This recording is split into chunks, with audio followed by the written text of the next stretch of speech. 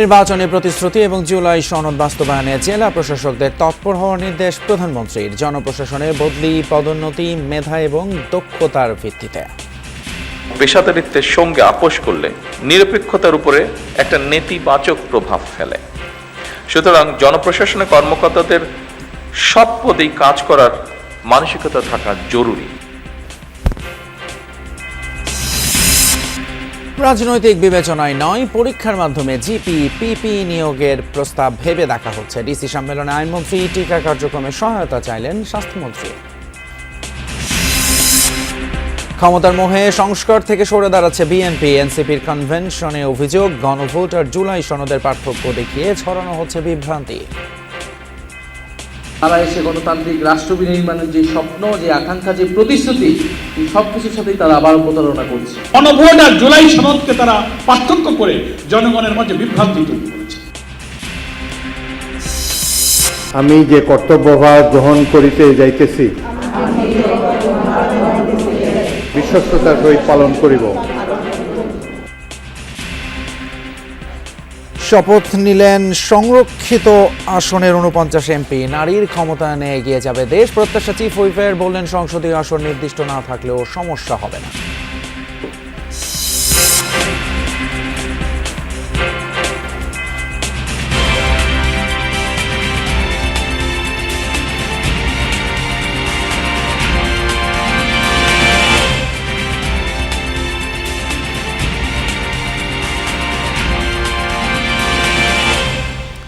সবাইকে আমন্ত্রণ যমুনা নিউজে। আপনাদের সঙ্গে আছি আমি ফয়সল দি। তুমি এতক্ষণ শিরোনামগুলো দেখলেন। জনপ্রশাসন সঠিকভাবে কাজ করলে জনরায়ের প্রকৃত প্রতিফলন ঘটে, যা এবারে নির্বাচনের মাধ্যমে প্রমাণ হয়েছে। এমন মন্তব্য করে প্রধানমন্ত্রী তারেক রহমান বলেছেন, ডিসিদের কাজ করতে না দিলে নির্বাচনে কি হয় তা 2014, 2018 এবং 2024 সালে জাতি দেখেছে। ওসমানী স্মৃতি মিলনায়তনে 4 দিনব্যাপী ডিসি সম্মেলনের প্রথম দিনে এসব কথা বলেন প্রধানমন্ত্রী। তারেক রহমান বলেন, সততা, মেধা এবং দক্ষতাই হবে জনপ্রশাসনের নিয়োগ, পদায়ন এবং বদলির প্রধান মানদণ্ড। সরকার গঠনের পর প্রথম জেলা প্রশাসক সম্মেলনে যোগ দিতে সচিবালয় থেকে ওসমানী স্মৃতি মিলনায়তনে পায়ে হেঁটে আসেন প্রধানমন্ত্রী তারেক রহমান। 2026-এর উদ্বোধন অনুষ্ঠানে সম্মেলনের শুরুতেই বক্তব্য রাখেন বিভাগীয় কমিশনার ও জেলা প্রশাসকরা।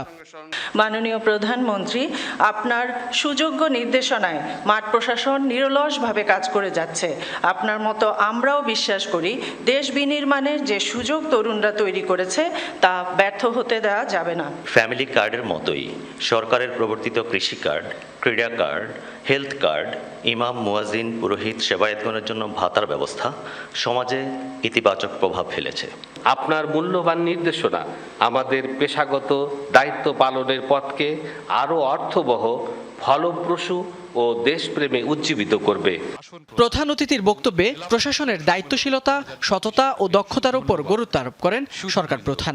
বলেন, প্রশাসন সঠিকভাবে কাজ করলে জনরায়ের প্রকৃত প্রতিফলন ঘটে। জনপ্রশাসন যদি সঠিকভাবে কাজ করে তাহলে অবশ্যই জনগণের রায় যে প্রতিফলিত হয় সেটি আপনারা প্রমাণ করেছেন 12 তারিখে নির্বাচনে। যদি আপনাদেরকে কাজ করতে না দেওয়া হয় তাহলে কি হতে পারে সেটি আমরা 14, 18 বা 24-এ দেখেছি। প্রধানমন্ত্রী বলেন, নিয়মনীতি ছাড়া পদায়নের প্রবণতা দুর্নীতি বাড়ায়। তাই সততা, মেধা ও দক্ষতাই হবে জনপ্রশাসনের নিয়োগ, পদায়ন, বদলির প্রধান মানদণ্ড। সবসময় নিজেদের পছন্দের পদে পদায়ন কিংবা পোস্টিং পাওয়ার মানসিকতাই কিন্তু জনপ্রশাসনকে হয়তোবা দুর্নীতি পরায়ণ এবং অপেশাদার করে তোলার অন্যতম একটি কারণ। আপনাদের প্রতি আমার বিশেষ আহ্বান থাকবে, জনপ্রশাসনের প্রতিটি পদকে গুরুত্বপূর্ণ এবং অনিবার্য ভাবুন। দেশের যে কোনো স্থানেই যে কোনো সময় জনপ্রশাসনের যে কোনো পদে দায়িত্ব পালনের জন্য নিজেদেরকে দয়া করে মানসিকভাবে প্রস্তুত করে রাখুন। সরকারের নীতি বাস্তবায়নে মাঠ প্রশাসনের গুরুত্ব তুলে ধরেন সরকার প্রধান। নির্বাচনী প্রতিশ্রুতি, জুলাই সনদ বাস্তবায়ন ও সরকারি অফিসে জনসেবায় হয়রানি বন্ধে আরও নিষ্ঠার সাথে মাঠ প্রশাসনকে তৎপর হওয়ার নির্দেশ দেন তিনি।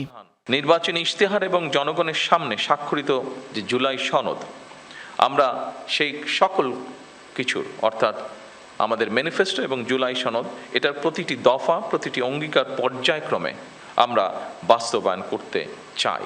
আপনারা আপনাদের মেধা ও যোগ্যতা দিয়ে জনগণের কাছে দেওয়া সরকারের প্রতিটি প্রতিশ্রুতি দক্ষতার সঙ্গে বাস্তবায়নে ইনশাল্লাহ ভূমিকা রাখতে সক্ষম হবেন। এছাড়া বাজার মনিটরিং জোরদার, মোবাইল কোর্ট পরিচালনা, কৃষকের ন্যায্য মূল্য নিশ্চিতকরণ এবং সেবা প্রার্থীদের হয়রানি বন্ধে কার্যকর পদক্ষেপ নেওয়ার নির্দেশনা দেন প্রধানমন্ত্রী। সরকারের নীতি ও পরিকল্পনা বাস্তবায়নের ক্ষেত্রে আপনারা, যা আগের বক্তাগণ উল্লেখ করে গেছেন তাদের বক্তব্যে, আপনারা বিশেষ করে বিভাগীয় কমিশনার এবং জেলা প্রশাসকগণই জনগণের সঙ্গে সরকারের প্রধান সেতু বন্ধন। আপনাদের সততা, কর্মদক্ষতা এবং দায়বদ্ধতার উপরে সরকারের গৃহীত কার্যক্রমের সাফল্য বলা যায় প্রায় পুরোটাই নির্ভর করে। এবারের সম্মেলনে ডিসিদের উপস্থাপিত প্রস্তাবগুলোর মধ্য থেকে বাছাই করা 498টি প্রস্তাব নিয়ে 34টি অধিবেশনে আলোচনা হবে। সম্মেলন চলবে আগামী 6 মে পর্যন্ত। একটি সরকার যেরকম চিরস্থায়ী নয়, জনপ্রশাসনের কোনো পদ কারো জন্য চিরস্থায়ী নয়। ফয়সাল মাহমুদ, যমুনা নিউজ, ঢাকা।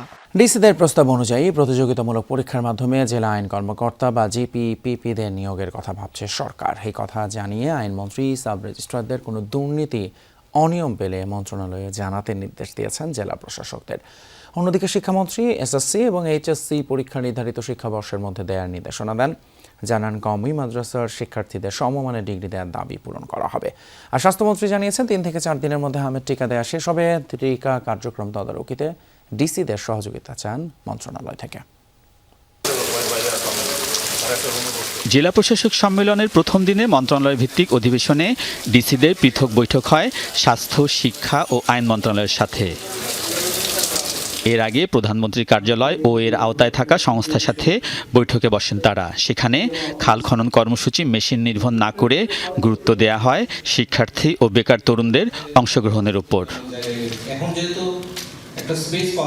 স্বাস্থ্য মন্ত্রণালয়ের সাথে বৈঠকে ডেঙ্গু প্রতিরোধ, অবৈধ ক্লিনিক বন্ধ, ভেজাল ওষুধ প্রতিরোধে মোবাইল কোর্ট পরিচালনা সহ 7টি বিষয় নিয়ে আলোচনা হয়। এ সময় স্বাস্থ্যমন্ত্রী জানান, হামের টিকার যথেষ্ট মজুদ রয়েছে। এখন পর্যন্ত 81 ভাগ টিকা দেয়া হয়েছে। ডেঙ্গু আসতেছে, এই যে পরিষ্কার পরিচ্ছন্নতার উপর জোর দেওয়ার জন্য আমরা বলেছি। রেট অফ প্রোগ্রেশন যেটা ছিল হামের এবং মর্টালিটি রেটও আল্লাহর রহমতে অনেকটা কমে এসেছে।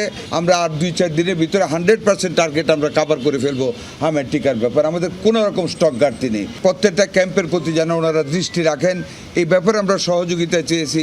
মাধ্যমিক, উচ্চ মাধ্যমিক, প্রাথমিক, কারিগরি ও মাদ্রাসা শিক্ষা বিভাগের সাথে 8টি প্রস্তাব নিয়ে আলোচনা হয়। এর মধ্যে সরকারের নির্বাচনী প্রতিশ্রুতি বাস্তবায়ন, এসএসসি ও এইচএসসি পরীক্ষা নির্ধারিত শিক্ষাবর্ষের মধ্যে শেষ করার নির্দেশনা দেয়া হয়। কওমি মাদ্রাসা নিয়ে নীতিমালা প্রণয়নের প্রস্তাব নিয়েও আলোচনা হয়। শিক্ষক সংকট কমাতে নতুন করে মাধ্যমিক ও প্রাথমিকে বড় ধরনের নিয়োগ দেওয়া হবে বলে জানিয়েছেন শিক্ষামন্ত্রী। দাখিল এসএসসি, আলেম এইচএসসি, ফাজিল ডিগ্রি, কামেল মাস্টার ডিগ্রি, ওদের শুধু দাওরাকেই বলা হয় মাস্টার ডিগ্রি। ওই লেভেলগুলোকে আমাদের ঠিক করতে হবে, তাদের বোর্ডকে আরও রিস্ট্রেংথেন করতে হবে, তাদের মধ্যে আমাদের কিছু কিছু জায়গায় টেকনিক্যাল এডুকেশন দিতে হবে। ইনডিড তারা যা চায় সেটা আমরা করতে রেডি। আইন মন্ত্রণালয়ের সাথে বৈঠকে ভূমি রেজিস্ট্রেশনে ই-রেজিস্ট্রেশন চালু, মুহাফেজখানা অটোমেশন করা, জলমহল ও বালুমহল সংক্রান্ত সুনির্দিষ্ট আইন করা সহ 5টি বিষয় নিয়ে আলোচনা হয়েছে। জেলা আইন কর্মকর্তা বা জিপি ও পিপিদের পরীক্ষার মাধ্যমে নিয়োগে ডিসিদের প্রস্তাব বিবেচনা করা হচ্ছে বলে জানিয়েছেন আইনমন্ত্রী। পার্মানেন্ট প্রসিকিউশন সার্ভিস যেটাকে বলা হচ্ছে, সেটা আমাদের বিবেচনায় আছে। আমরা we are working on it. কোনো সুনির্দিষ্ট অনিয়ম, দুর্নীতির অভিযোগ থাকলে আমাদেরকে জানাতে বলেছি। আইনমন্ত্রী বৈঠকে সরকারের স্বার্থ সংশ্লিষ্ট মামলার ফাইল ও নথি দ্রুত মন্ত্রণালয়ে পাঠানোর নির্দেশনাও দিয়েছেন। কেননা ফাইল আটকে রাখায় সরকারের সম্পত্তি বেহাত হওয়ার অভিযোগ রয়েছে। আলমগীর স্বপন, যমুনা নিউজ, ঢাকা। অন্তর্বর্তী সরকার জেলা প্রশাসকদের সাথে সাক্ষাৎ থেকে বঞ্চিত করেছিল, এমনটা জানিয়ে দুঃখ প্রকাশ করেছেন রাষ্ট্রপতি মোহাম্মদ শাহাবুদ্দিন। সন্ধ্যায় বঙ্গভবনে জেলা প্রশাসকদের সাথে সৌজন্য সাক্ষাৎ করেন তিনি। বিদ্যুৎ এবং জ্বালানি সংকট নিরসনে সরকারের গৃহীত সিদ্ধান্ত মাঠ পর্যায়ে বাস্তবায়নে সজাগ থাকার আহ্বান জানান রাষ্ট্রপতি। বলেন, সরকারি অর্থের সর্বোচ্চ সদ্ব্যবহার নিশ্চিত করতে ভূমিকা রাখতে হবে ডিসিদের। রাষ্ট্রপতি, সম্মানিত সচিব, বঙ্গভবনে অনুষ্ঠিত হলো জেলা প্রশাসকদের সাথে সৌজন্য সাক্ষাৎ। প্রধান অতিথি ছিলেন রাষ্ট্রপতি মোহাম্মদ শাহাবুদ্দিন। মহামান্য রাষ্ট্রপতি, বক্তব্যের শুরুতে রাষ্ট্রপতি দুঃখ প্রকাশ করে বলেন, বিগত অন্তর্বর্তী সরকার তাকে বঞ্চিত করেছিল, সাক্ষাতের সুযোগ দেয়নি জেলা প্রশাসকদের সাথে। আপনাদের সঙ্গে বছরে একবার রাষ্ট্রপতি মিলিত হন, কিন্তু গত বছর যে সরকার ছিল ক্ষমতায় তারা রাষ্ট্রপতিকে বঞ্চিত করেছে। আমি দুঃখের সঙ্গে আজকে আপনাদের সামনে উপস্থাপন করছি। জনকল্যাণে নেয়া সরকারের বিভিন্ন উদ্যোগের সুফল প্রকৃত উপকারভোগীদের কাছে পৌঁছে দিতে জেলা প্রশাসকদের নির্দেশনা দেন রাষ্ট্রপতি। বলেন, সরকারি অর্থের সর্বোচ্চ সদ্ব্যবহার নিশ্চিত করতে ভূমিকা রাখতে হবে ডিসিদের। সরকারি অর্থের সর্বোচ্চ সদ্ব্যবহার নিশ্চিতে সম্পদের সঠিক ব্যবহার, অপ্রয়োজনীয় ব্যয় হ্রাস এবং উন্নয়ন প্রকল্প বাস্তবায়নের বিষয়টিকেও নিয়মিত তদারকি করবেন। এ সময় অবৈধ জ্বালানি মজুতদারি রোধ ও দ্রব্যমূল্য সহনীয় রাখতে নিয়মিত বাজার মনিটরিং সহ অন্যান্য কার্যক্রম আরও জোরদার করার নির্দেশনা দেন রাষ্ট্রপ্রধান। মধ্যপ্রাচ্যের চলমান উত্তেজনা ও যুদ্ধের ফলে সারা বিশ্বে জ্বালানি সংকট তৈরি হয়েছে। উদ্ভূত পরিস্থিতিতে বিদ্যুৎ ও জ্বালানি সংকট নিরসনে সরকারের গৃহীত সিদ্ধান্ত মাঠ পর্যায়ে বাস্তবায়নে সদা সজাগ থাকবেন। অবৈধ মজুতদারি রোধ এবং দ্রব্যমূল্য সহনীয় পর্যায়ে রাখার জন্য নিয়মিত বাজার মনিটরিং সহ অন্যান্য কার্যক্রম আরও জোরদার করতে হবে। মোহাম্মদ শাহাবুদ্দিন বলেন, দুর্নীতি ও দুঃশাসন উন্নয়নের প্রধান অন্তরায়। মাঠ পর্যায়ে দুর্নীতির ব্যাপারে সরকারের জিরো টলারেন্স নীতি বাস্তবায়নে সচেষ্ট হওয়ার আহ্বান জানান রাষ্ট্রপতি। দুর্নীতির ব্যাপারে সরকারের জিরো টলারেন্স নীতি বাস্তবায়নে আপনারা আরও সচেষ্ট হবেন। মাঠ প্রশাসনের সর্বস্তরে স্বচ্ছতা, জবাবদিহিতা ও পেশাদারিত্ব প্রতিষ্ঠায় নেতৃত্ব দিবেন। ত্রয়োদশ জাতীয় সংসদ নির্বাচন অবাধ, সুষ্ঠু ও শান্তিপূর্ণভাবে আয়োজনে জেলা প্রশাসকদের দক্ষতা, সততা ও পেশাদারিত্বের প্রশংসা করেন রাষ্ট্রপতি। পেশাদারিত্বের সঙ্গে দায়িত্ব পালন করেছেন, সেজন্য আমি আপনাদের সাধুবাদ জানাই। লামিয়া তিথি, যমুনা নিউজ, ঢাকা। শিক্ষার্থী এবং যাত্রী পরিবহনের সুবিধার্থে নতুন ইলেকট্রিক বাস আমদানিতে শুল্ক ছাড়ের সিদ্ধান্ত নিয়েছে সরকার। মন্ত্রিসভার বৈঠকে কর অব্যাহতি প্রস্তাবের অনুমোদন দেওয়া হয়েছে। রোববার সন্ধ্যায় জাতীয় সংসদ ভবনের ক্যাবিনেট কক্ষে প্রধানমন্ত্রী তারেক রহমানের সভাপতিত্বে অনুষ্ঠিত মন্ত্রিসভার ষষ্ঠ বৈঠকে গুরুত্বপূর্ণ সিদ্ধান্ত নেওয়া হয়। নতুন এই নীতিমালার আওতায় ন্যূনতম 17 সিটের সম্পূর্ণ নতুন ইলেকট্রিক বাস আমদানিতে ভ্যাট বাদে অন্য সব শুল্ক এবং কর মওকুফ করা হয়েছে। এক্ষেত্রে মোট 15% মূল্য সংযোজন কর বহাল রেখে কাস্টমস ডিউটি, রেগুলেটরি ডিউটি এবং সম্পূরক শুল্ক সহ অগ্রিম আয়কর থেকে অব্যাহতি দেওয়া হবে। এই সুবিধা আগামী 30 জুন 2026 পর্যন্ত কার্যকর থাকবে বলে জানানো হয়। এছাড়া 5 টন বা তার বেশি ধারণ ক্ষমতা সম্পন্ন ট্রাকের ক্ষেত্রেও একই ধরনের কর ছাড়ের সুবিধা পাওয়া যাবে। গণভোট আর জুলাই সনদকে পার্থক্য করে সরকার জনগণের মাঝে বিভ্রান্তি তৈরি করেছে। যারা হ্যাঁ ভোট দিয়েছে, রায় বাস্তবায়ন না হলে তারা বসে থাকবে না। রাজধানীতে জাতীয় নাগরিক পার্টি আয়োজিত জাতীয় কনভেনশনে এমন কথা বলেন এনসিপি, জামায়াত সহ সমমনা রাজনৈতিক দলের নেতারা। ফ্যাসিবাদী আমলের প্রত্যেকটি মানবতা বিরোধী অপরাধের বিচার দাবি করে তারা বলেন, গুম খুনে জড়িতদের ক্ষমা করা হবে আত্মঘাতী। জ্বালানি অর্থনীতি, মানবাধিকার ও গণভোট বিষয়ক জাতীয় কনভেনশন আয়োজন করে এনসিপি। রাজধানীতে দিনব্যাপী এই কনভেনশনে অংশ নেন রাজনীতিবিদ, সাংবাদিক সহ বিশিষ্টজনেরা। সরকারের প্রধানমন্ত্রী কনভেনশন এনসিপির মুখপাত্র আসিফ মাহমুদ বলেন, আইনি কাঠামো না থাকায় যারা ফ্যাসিবাদ তৈরিতে সহায়তা করেছেন তাদের এখন হিরো ট্রিটমেন্ট দেয়া হচ্ছে। আইনজীবী তাজুল ইসলাম বলেন, যারা গুম খুনের মতো অপরাধ করেছে তাদের ক্ষমা করা হবে আত্মঘাতী। প্রধানমন্ত্রীকেও দেখি রাজনৈতিক বিষয়গুলোকে উনি কেন জানি একটু এড়িয়ে যেতে চান, এবং উনি একটু ওই যে সোশ্যাল মিডিয়ায় বলে অনেকে কুকি হওয়ার একটু চেষ্টা করেন। তো আমরা আমাদের প্রধানমন্ত্রীকে আসলে কুকি হিসেবে দেখতে চাই না। বাংলাদেশে এই অপরাধগুলো লাখ লাখ মানুষের করেনি, কয়েকশো মানুষের সাথে জড়িত। যারা এরকম worst type of human rights violation করেছে তাদেরকে ক্ষমা করা হবে আত্মঘাতী।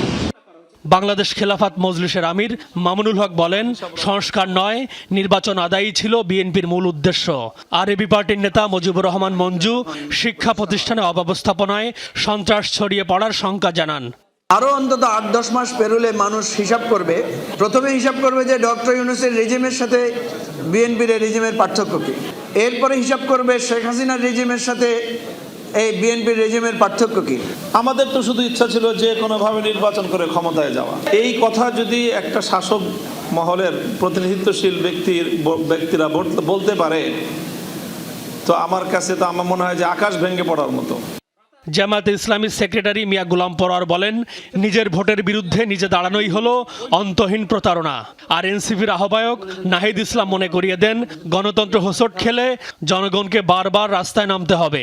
ওনারা এখন ষড়যন্ত্র করছেন ওই 10টা নোট অফ পয়েন্ট বাদে ওনারা নিজেরাই একটা সংবিধান সংশোধনের বিল বানাবেন, আগামী হয়তো বাজেট অধিবেশন বা কোনো একটা অধিবেশনে বিল বানিয়ে নিজেরাই সেটা পাস করে নেবেন। তাই যদি করতে চান তাহলে একটা অপরিণামদর্শী সর্বনাশা পথে আপনারা হাঁটলেন। প্রথম অধিবেশনকে সরকার ব্যর্থ করেছে, যে অধিবেশনে আমাদের আলোচনা করার কথা ছিল কিভাবে আমরা এগুলো বাস্তবায়ন করব, অধ্যাদেশ বাস্তবায়ন করব। এটা যদি অব্যাহত থাকে তাহলে রাজপথ জনগণের আন্দোলনই কিন্তু একমাত্র আমাদের রাস্তা হয়ে দাঁড়াবে। এর আগে এনসিপি নেতারা বলেন, গণভোটের রায় উপেক্ষিত হয়, প্রত্যেক নাগরিক প্রতারিত হয়েছেন। আমাদের গভর্নমেন্টের অনেক মুড সুইং হয়, মানে গভর্নমেন্ট আসলে কি এটা বোঝা যাইতেছে না। ডিসিশনটা আমার কাছে মনে হইতেছে there are so many governments within the governments, আমার কাছে এটা মনে হইতেছে, মানে আমি নিশ্চিত না। কারণ এবং আপনি দেখবেন খুব শীঘ্রই এটা বলা হবে যে আমাদের প্রাইম মিনিস্টারকে HPM-কে ভুল বোঝানো হয়।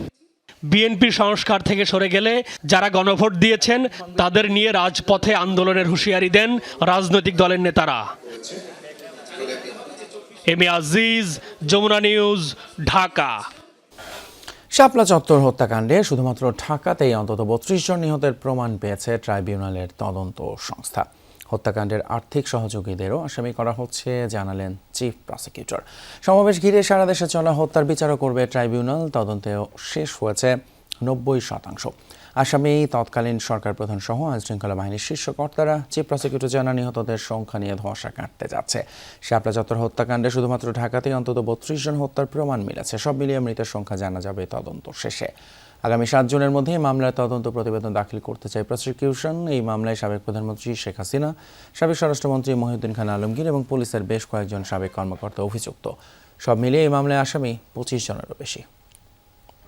প্রায় 32 জনের তো আমরা মৃত ব্যক্তির তালিকাই পেয়েছি, যেটা এই শাপলা চত্বরে অন দ্য স্পট মারা গেছে 32 জন, নারায়ণগঞ্জে মারা গেছে, চট্টগ্রামে মারা গেছে। আমরা তো সব প্রমাণ পেয়েছি।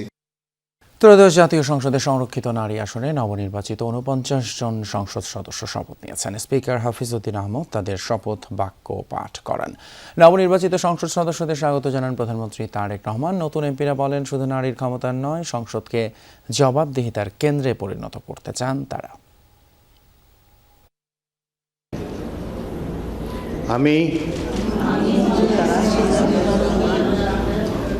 সংসদ সদস্য নির্বাচিত হইয়া রাজনৈতিক ও সামাজিক জীবনের বহুল কাঙ্ক্ষিত ক্ষণে 49 জন নারী সংসদ সদস্য অঙ্গীকার করলেন আইন অনুযায়ী ও বিশ্বস্ততার সাথে দায়িত্ব পালনের।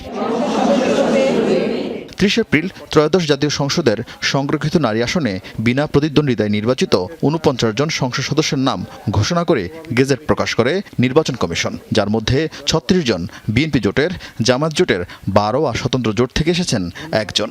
তাদের শপথ পাঠ করান স্পিকার হাফিজউদ্দিন আহমদ। শপথ অনুষ্ঠানে ছিলেন প্রধানমন্ত্রী সহ সরকারি ও বিরোধী দলের নেতারা। পরে প্রধানমন্ত্রী তারেক রহমান নবনির্বাচিত সকল সদস্যের সাথে কুশল বিনিময় করেন। নবনির্বাচিত এমপিদের নির্ধারিত সংসদীয় আসন না থাকলেও তারা নারীর ক্ষমতায়নে ভূমিকা রাখবে বলে প্রত্যাশা জানান চিফ হুইপ নুরুল ইসলাম মনি। পুরো বাংলাদেশে নারীদের ক্ষমতায়ন করার জন্য আমরা যে কাজ করছি সেই কাজকে তারা আরও বেগবান করবে। আমরা ইতিমধ্যে ফ্যামিলি কার্ড দিয়েছি, আপনারা জানেন, নারীকে ক্ষমতায়িত করা এবং অভাব দূর করা, স্বাবলম্বী করার প্রত্যয় হিসেবে এই কাজ করা শুরু করেছেন। তাই নারীরা এখানে আসার কারণে সেই কাজটা আমরা সুদৃঢ় হবে এবং আরও শক্তিশালী হবে। গণতন্ত্র, আইন শাসন ও নারীর ক্ষমতায়নে কার্যকর ভূমিকা রাখার প্রত্যয় জানান নবনির্বাচিতরা। আমি পশ্চাৎপদ নারীদের নিয়ে কাজ করতে চাই। আমি বাংলাদেশের যে কোনো জায়গায় যে কোনো অন্যায়ের প্রতিবাদে রুখে দাঁড়াতে চাই। অসহায় নিপীড়িত মানুষের কথাগুলো আমরা সংসদে বলবো এবং যথাযথ আইন প্রণয়নের মাধ্যমে এই সকল সমস্যা সমাধান হবে, এই পথ আমরা সৃষ্টি করব। আমি আমার সর্বোচ্চ সহযোগিতা করব সরকারের যেসব ভালো কাজ আছে এবং আমি চাইবো যে আমরা যেভাবে তরুণরা সংস্কারের পক্ষে দাঁড়িয়েছি, সরকারের যেন গণভোট সংস্কার এগুলোর পক্ষেই দাঁড়িয়েছে। যেই বাংলাদেশে আর গুম-খুন হবে না, মায়েদেরকে অপেক্ষা করে থাকতে হবে না তার সন্তানদের জন্য। মনোনয়ন বৈধ হলেও এখনও গ্যাজেট না হওয়ায় এনসিপির নুসরাত তাবাসসুম এদিন শপথ নিতে পারেনি। যদিও নুসরাতের গ্যাজেট ঠেকাতে ইসিতে চিঠি দিয়েছেন এনসিপির আরেক নেত্রী মনিরা শারমিন।